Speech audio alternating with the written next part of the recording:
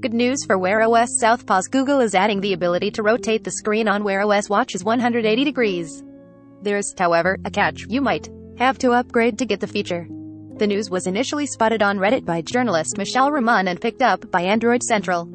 In a Google issue tracker thread requesting customizable screen orientation, a developer wrote, "Our development team has implemented the feature you have requested and will be available on future new devices."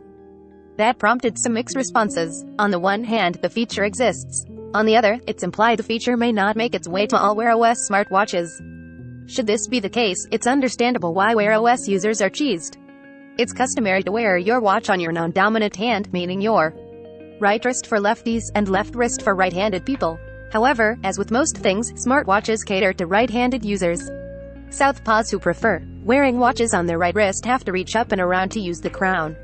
But unlike analog watchmakers who needed to go out of their way to produce left-handed watches, the easy fix for smartwatches would be to just flip the display. The initial request for the feature on Wear OS was made nearly 4 years ago in April 2018. That's a long wait, and requiring users to upgrade for basic features is always going to upset some customers. Making matters worse, Apple has let Apple Watch users customize screen orientation for years. For now, the only option for Wear OS users is workarounds like the app Lefty. That said, this is the word of one developer.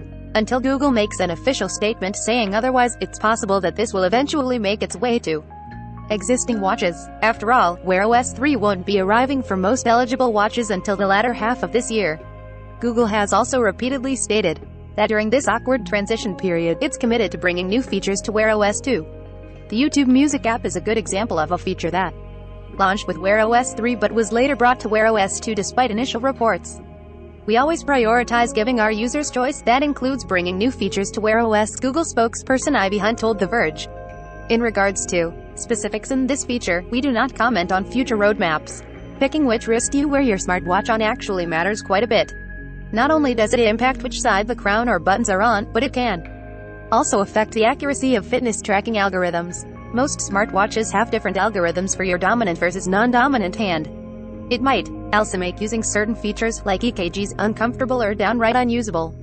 For instance, Samsung's Galaxy Watch 4 introduced a new body composition feature that requires you to place your fingers on the watch's buttons.